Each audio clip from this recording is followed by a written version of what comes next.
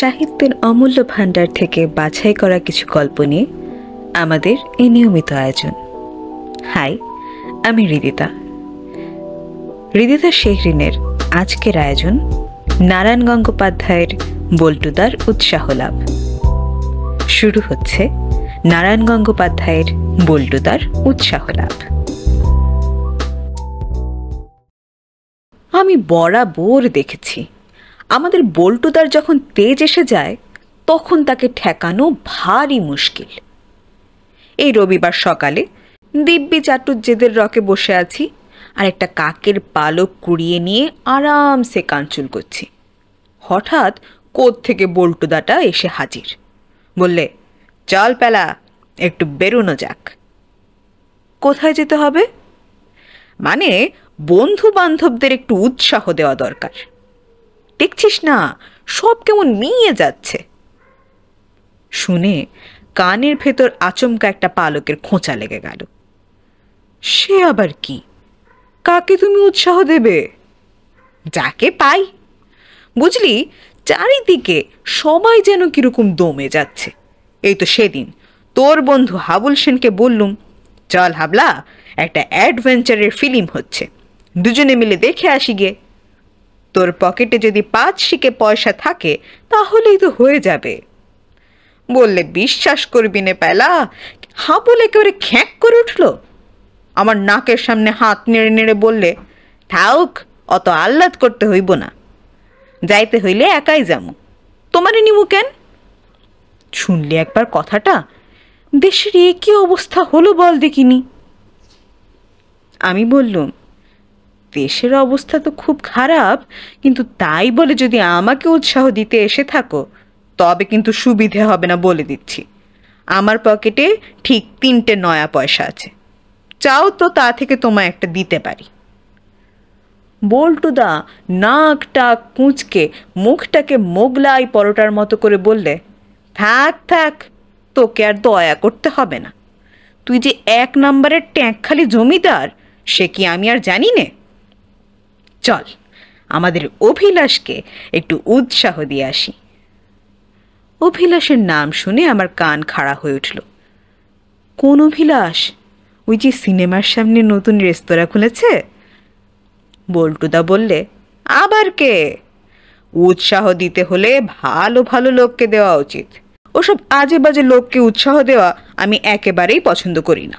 নে নে নে, উঠে পড় উঠে পড়। তক্ষুনি উঠে পড়লুম। কিরকম উৎসাহ দেবে বল্টুদা? চল না, দেখতেই পাবি।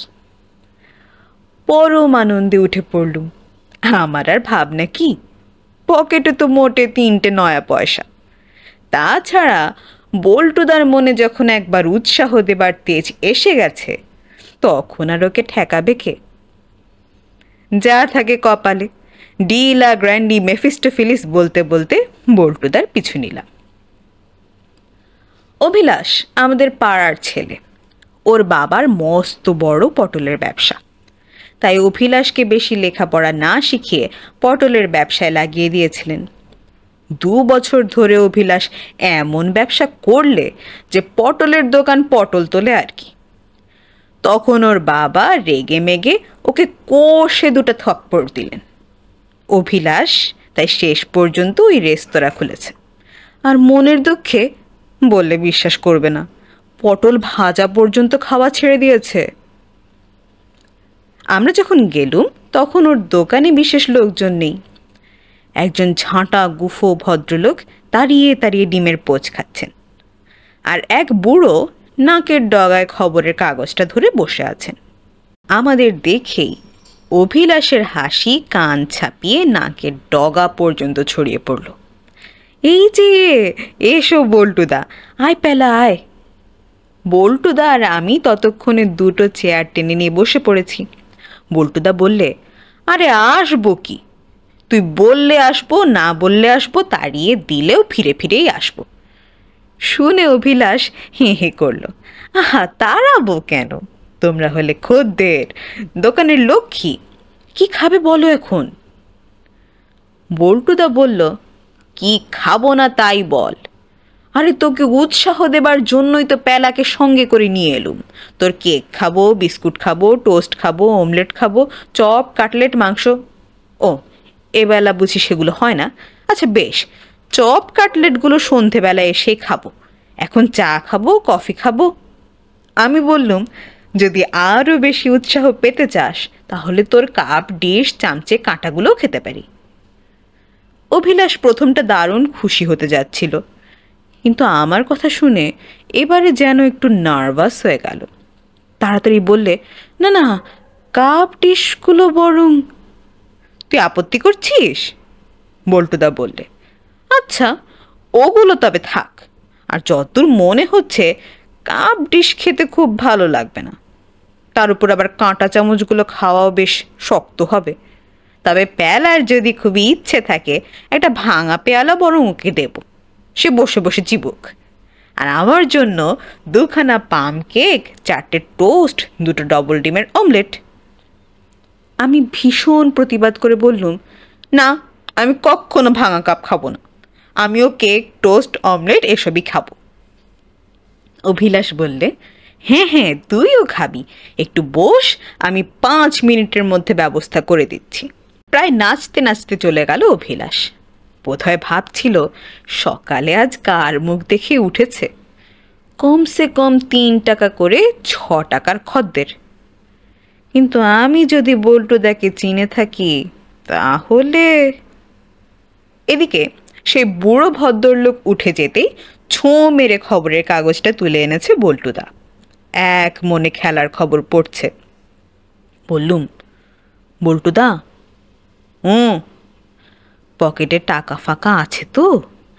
না মানে তোমার পাল্লায় পড়ে ঠ্যাঙানি খাবো শেষ পর্যন্ত।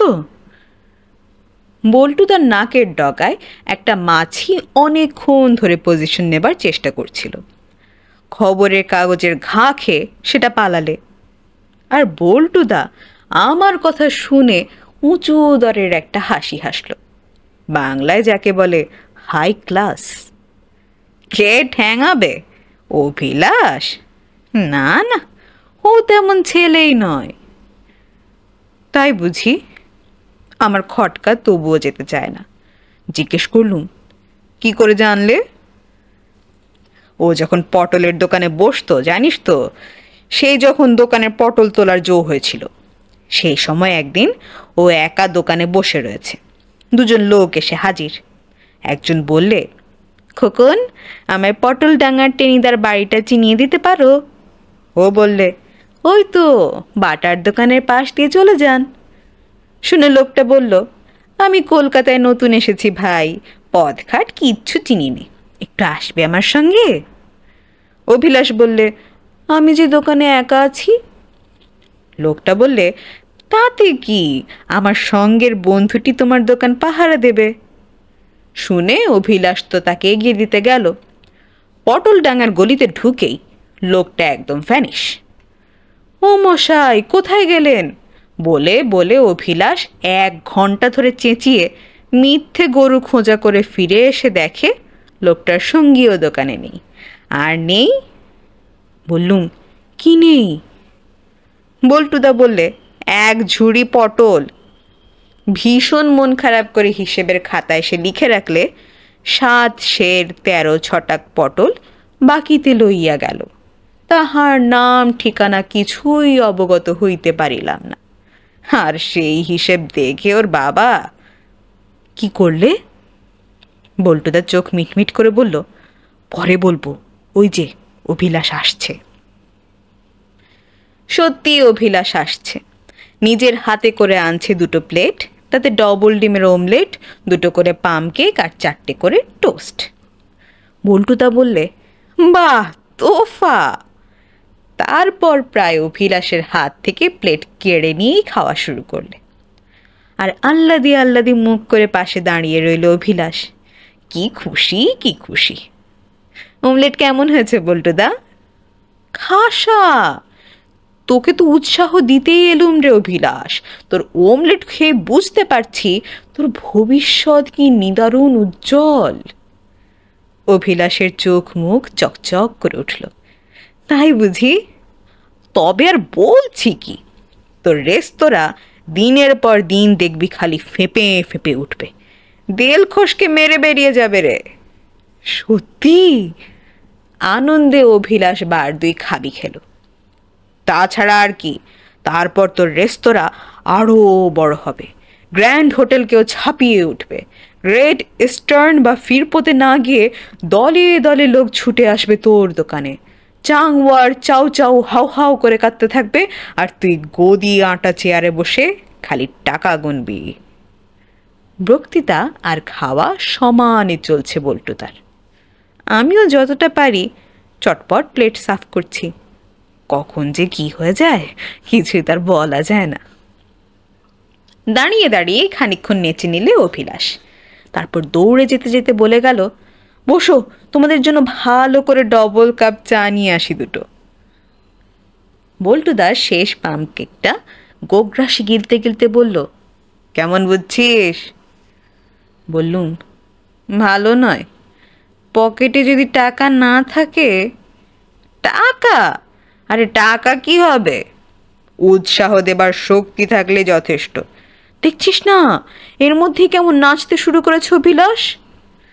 আর তা ভেবে দেখ পেলা, ঝট করে কীরকম ওর রেস্তোরাঁটাকে গ্র্যান্ড হোটেলের চাইতেও বড় করে দিলুম। আর কি চাই? তো মুখে বললেই তো আর হয় না। তো মুখে বলবো না তো কি কান দিয়ে বলবো? কিন্তু তুই তো আমায় ভাবিয়ে তুললি। সত্যি তো, কান দিয়ে কি বলা যায়? অবশ্য নাক দিয়ে কেউ কেউ ঘুমের সময় বলে বটে, কিন্তু কি যে বলে তা তো বোঝা যায় না। বোধহয় হিব্রু বলে, নাকি জার্মান ভাষা। ঘু ঘু ঘুর। আচ্ছা, চীনে ভাষা নয় তো? তোর কি মনে হয় পেলা?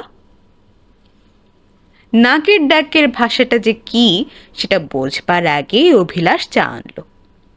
কি যে মনে হয় তার বলতে পারলুম না। বল্টুদা আর আমি বেশ মন দিয়ে চাটা শেষ করলুম। তারপর ধীরে সুস্থে গোটা দুই ঠেকুর তুলে বল্টুদা উঠে দাঁড়ালো। আমি তক্ষুনি একেবারে দোরগোড়ায়। এবারে যা হওয়ার হবে, হয় এসপার নয় ওসপার। বল্টুদা বলল, জোর খাইয়েছিস। দেখ না, বছর ঘুরতে না ঘুরতেই তুই দেল খসকে মেরে দিবি। তারপর Firpo, great eastern, grand hotel. আনন্দে অভিলাষ হাঁসের মতো হাঁসফাঁস করতে লাগলো। বেশ, তাহলে চলি। এই যে বিলটা। অভিলাষ একখানা কাগজ বাড়িয়ে ধরল। 5 টাকা 12 আনা। বিল? কিসের বিল? কিসের টাকা? বল্টুদা যেন আকাশ থেকে পড়ল। আর অভিলাষ পড়ল, কিন্তু আকাশ থেকে নয়, সোজা স্পুটনিক থেকে আর কি। মারে, 5 টাকা 12 আনার যে খেলে দুজনে মিলে। বল্টুদা বললে, মোটে 5 টাকা 12 আনা? তাহলে তোর কাছে আরো 44 টাকা 4 আনা পাওনা রইল। অভিলাষ এবার স্ফুটনিক থেকে না, সোজা চাঁদ থেকে পড়ল। 5 বার খাবি খেয়ে বলল, 44 টাকা 4 আনা মানে? আমি আবার কবে তোমার কাছ থেকে টাকা নিয়েছি? কখনো না, তুমি 1 পয়সাও পাও না আমার কাছ থেকে। বটে, বসে বসে 50 টাকার উৎসাহ দিইনি এতক্ষণ? বলিনি লেগে থাক অভিলাষ, শেষে গদি আটা চেয়ারে বসে টাকা গুনবি। সেই থেকে তো মোটে 5 টাকা 12 আনা শোধ হলো। অভিলাষ বললে, হ্যাঁ? নয়, বল হাঁ। আর তোর হিসেবের খাতায় লিখে রাখ, কেহ 50 টাকা জমা দিয়া 5 টাকা 12 আনার খাইয়া গেল, পরে ক্রমশ বাকিটা খাইবে। আচ্ছা চলি, টাটা। অভিলাষ আর হাঁ হাঁ বলতে পারল না, একেবারে হাঁ করে দাঁড়িয়েই রইল। রাস্তায় বেরিয়ে আমার মনটা ভারী খারাপ হয়ে গেল। বেচারা অভিলাষ, বল্টু তার পাল্লায় পড়ে ওকে অমনভাবে ঠকানোটা একদম ঠিক হলো না। না খেলেই ভালো হতো, কিন্তু আমি কি করতে পারি? আমার পকেটে তো মোটে 3টে নয়া পয়সা। যদি কোনোদিন জোগাড় করতে পারি, ওর টাকা নিশ্চয়ই শোধ করে দেব। এসব জোচ্চুরিতে আমি নেই। ভীষণ রাগ হলো বল্টুদার উপর। ট্রামে উঠতে যাচ্ছি, বল্টুদা ঠ্যাং ধরে আমায় টেনে নামালো। কোথায় যাচ্ছিস? এই যাবো একবার বলাই ঢ্যাং লেনে। আমাদের পাঁচু গোপালের বাড়িতে? তা চল চল, ওর ক্ষেমংকরী পিসিমা বেশ ভালো খাওয়ায়।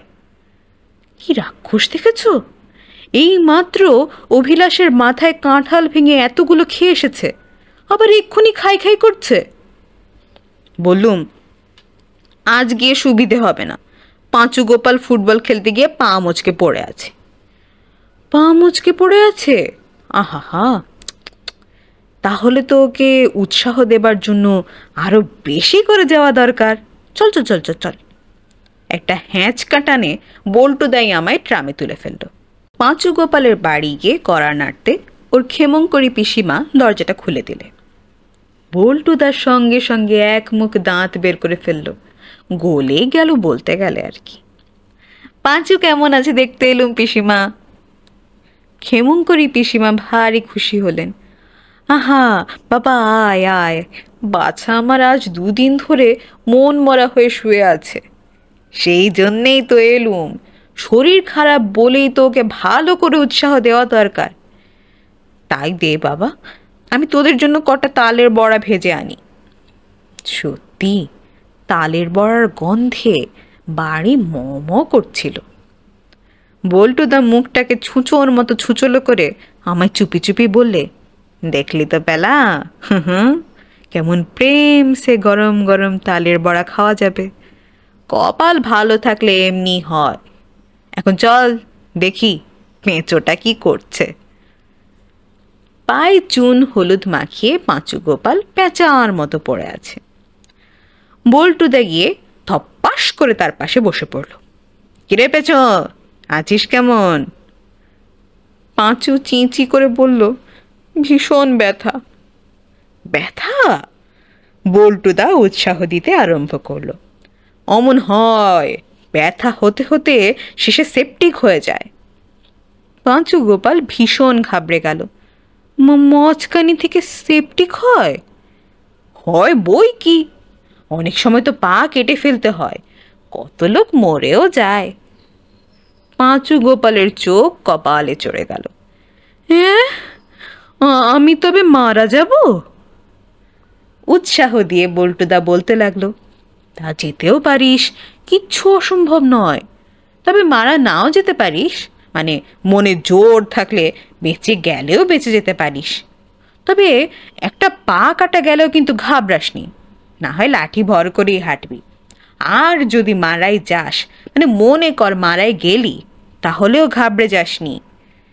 দেখিস পেঁচো, পল্টুদা আরও উৎসাহ দিতে লাগলো, তোর মৃত্যুর পর আমরা কিরকম একখানা শোক সভা। ঝপাং। বল্টুদার বলতে পারল না, শব্দ হলো ছপাং। বাপ বাপ করে বল্টুদা লাফিয়ে উঠল। ক্ষেমংকরী পিসিমার ঝাঁটা আবার নামলো বল্টুদার পিঠে। পিসিমা যে কখন ঘরে ঢুকেছে আমরা তো দেখতে পাইনি। বিকট রকম দাঁত খিচিয়ে ক্ষেমংকরী পিসিমা আকাশ ফাটিয়ে চেঁচাতে লাগলো, তবে রে অলপ্পে নচ্ছার ড্যাকড়া হাড় হাবাতে, আমার পাঁচুর ঠ্যাং কাটা যাবে, আমার পাঁচু মারা যাবে। তবে তার আগে তোরই মরণ ঘুমিয়েছে, দেখে নে। ছপাং ছপাং ছপাং, ঝাঁটার শব্দ আর থামে না। বাপরে, গেছি গেছি বলে বল্টুদা যেই ছুটান ছুটল, পেছনে ছুটল ঝাঁটা হাতে ক্ষেমংকরী পিসিমা। কি আর করা, আমাকেও ছুটতে হলো সঙ্গে সঙ্গে। সন্ধেবেলা গেছি বল্টুদার বাড়িতে। সারা গায়ে ব্যান্ডেজ বেঁধে পড়ে আছে বল্টুদা। ঝাঁটার ঘায়ে বল্টুদাকে একেবারে বিধ্বস্ত করে দিয়েছে ক্ষেমংকরী পিসিমা। উৎসাহ দেবার পালা এবার আমার। বললুম, কিচ্ছু ভেবো না বল্টুদা, ঝাঁটার ঘায়ে যদি সারা গা সেপটিক হয়ে যায়, যদি তুমি মারাই যাও, তাহলেও কিচ্ছু চিন্তা করো না। অভিলাষের দোকানে তোমার যে ৪৪ টাকা ৪ আনা পাওনা আছে, সে না হয় আমি গিয়ে খেয়ে আসবো এখন। কিন্তু বল্টুদা একদম উৎসাহ পেল না, বরং চেঁচিয়ে আমায় গাল দিতে লাগলো, বেরো বেরো ওখান থেকে, উল্লুক ফাল্লুক সল্লকি পক্কবিল্ল অম্লজান কোথাকার। দেখেছ কি ছোট লোক। শেষ হলো আমাদের আজকের গল্প। গল্পটি কেমন লাগলো? যদি ভালো লেগে থাকে তবে চ্যানেলটিকে সাবস্ক্রাইব করতে কিন্তু ভুলবেন না। পাশাপাশি এমন আরও নতুন গল্প পেতে সাথেই থাকুন হৃদিতা শেহরিনের। সাহিত্য চির অম্লান হোক।